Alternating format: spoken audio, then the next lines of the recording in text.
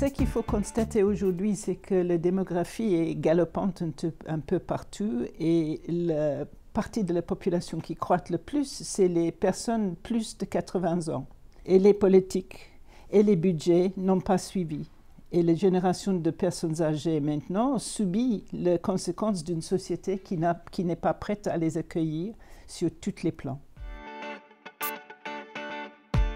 L'agisme, c'est le traitement injuste d'une personne sur la base de son âge. On dit généralement que l'agisme, ça impacte les personnes à différents niveaux. Au niveau individuel, ça peut même être dirigé parfois contre nous quand on s'auto-limite parce qu'on considère qu'on n'a pas le bon âge pour faire une activité, pour s'habiller d'une certaine manière, pour prendre la parole sur un certain sujet.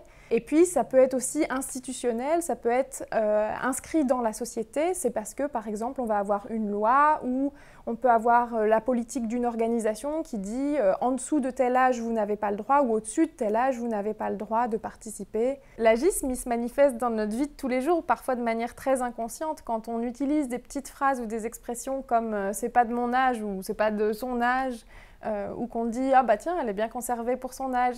C'est toujours une référence à l'âge, comme si on avait un attendu, quelque chose de « à un âge, on doit ressembler à ça ». Moi, l'autre jour, j'ai subi un cas d'agisme. C'était le premier vraiment que j'ai eu personnellement. J'étais tranquillement en train de travailler à mon ordinateur et on sonne à la porte. J'y vais, il y a un grand monsieur avec une tablette à la main. Il me dit qu'il était de l'EDF. Et que c'était dans le cadre de libéralisation de toutes les électricités en France. Il m'a dit, est-ce que vous avez plus de 70 ans? Oui. Ah ben, j'ai pas besoin de vous parler. Est-ce qu'il y a quelqu'un dans la maison moins de 70 ans à qui je peux parler? Quoi? J'étais complètement enragée. Et puis, il a terminé sommairement en disant, non, non, non, je n'ai pas le droit de vous parler. On a une autre politique pour les personnes plus de 70 ans. L'agisme a des conséquences au niveau d'abord individuel, c'est-à-dire que par exemple si je dirige de l'agisme contre moi ou qu'une autre personne est agiste à mon égard, ben évidemment ça va avoir un impact sur mon estime de moi, sur la valeur que j'estime avoir. Il y a plein de gens qui ont peur de vieillir juste parce que c'est la faute de l'agisme si on a peur de vieillir et puis c'est un phénomène qui se nourrit lui-même. Du coup, on va s'auto-limiter, on va se sentir moins bien parce qu'on devient plus vieux, alors qu'en fait, vieillir, c'est juste un phénomène naturel et universel. Suite à ça, parfois, on va se retirer d'un certain nombre d'activités parce qu'on ne va pas se sentir légitime ou parce qu'on ne va pas se sentir assez bon ou plus assez bon. Et donc, ça crée des problèmes en termes d'isolement, en termes de solitude. Et puis quand on applique ça par exemple au marché du travail, ça veut dire peut-être s'empêcher de postuler à un emploi ou au contraire parce qu'on va postuler mais qu'on est discriminé du fait de son âge, ne pas avoir accès à l'emploi. Donc ça crée des questions ensuite de précarité. Et puis pour toutes ces questions de retraite, si les personnes ne peuvent pas se maintenir dans l'emploi, c'est ensuite des questions de protection sociale et de comment est-ce qu'on arrive à tous avoir un revenu décent. Ça a un effet vraiment sur la santé. Parce que de plus en plus, on met l'accent sur la santé mentale de quelqu'un et ça, c'est toute une combinaison d'éléments. On met de plus en plus le relationnel au plus haut niveau pour garder sa santé mentale. Quand tout ce potentiel de personnes âgées se retire ou progressivement ne donne plus autant qu'elles pourraient ou qu'elles voudraient, c'est un manque à gagner énorme sur le marché du travail, dans le monde associatif, dans nos échanges interpersonnels. Et donc, au final, en plus, ça coûte. Parce que si on est en plus mauvaise santé, ça veut dire qu'à terme, ça va être des soins qu'il va falloir mettre en place. Et donc, vivre dans une société agiste, c'est pas du tout bon, même pour les finances publiques, en fait.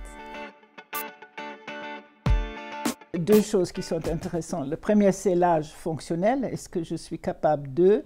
Et le deuxième, c'est quel est l'âge de l'enfant à l'intérieur de moi? Parce qu'on a tout un enfant à l'intérieur de soi. Les Nations Unies ont sorti un rapport en mars cette année et ils finissent le rapport avec 3 catégories de recommandations sur comment on lutte contre l'agisme. Et ils expliquent que le premier niveau, c'est les lois et les politiques publiques. Le deuxième niveau, c'est l'éducation. Et puis le troisième champ d'action, qui est le plus facile peut-être pour nous au niveau individuel, c'est les échanges intergénérationnels. Chez Age Platform Europe, qui est le réseau européen qui agrège des associations de personnes âgées. On travaille sur l'agisme depuis plusieurs années. En 2018, on a profité, c'était les 70 ans de la Déclaration universelle des droits de l'homme. Et on a voulu expliquer qu'en fait, les droits de l'homme, ils ne diminuent pas avec l'âge. Et donc, c'est en profitant de ces 70 ans, on s'est dit, mais parfait, on va faire une campagne de 70 jours du 1er octobre au 10 décembre sur l'agisme et pourquoi est-ce que l'agisme n'est pas acceptable, parce qu'on a tous droit d'avoir accès aux mêmes droits humains. Hold Up fait exactement ce qu'il faut faire. La devise de Hold Up, c'est de donner un sens et une utilité à la longévité. Être une personne toute simple qui continue à être engagée dans la cité. Et je pense que ce qui est absolument remarquable chez Hold Up, c'est les groupes de parole. On veut tant être entendu et pouvoir parler à un être humain. Et ça, c'est ce qu'on peut faire à Hold Up. Puis l'important, je pense, c'est de pouvoir redonner à la vie ce qu'on a récolté et de partager ça avec d'autres générations et d'aller au-delà de soi pour vraiment trouver le sens de la longévité.